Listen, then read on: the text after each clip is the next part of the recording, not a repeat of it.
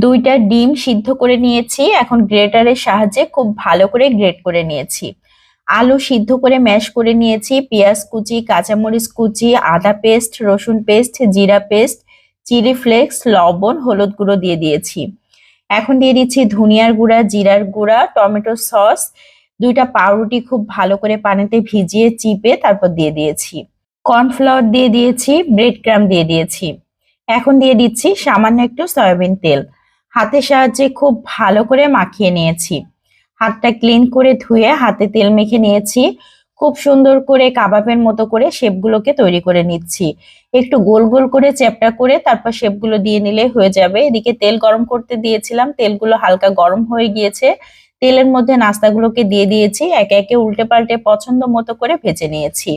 খুব সুন্দর হয়ে গিয়েছে। একটা ভেঙে শেয়ার করছি ভেতরটা কেমন হয়েছে। ডিমের এই কাবাবগুলো খেতে অসাধারণ।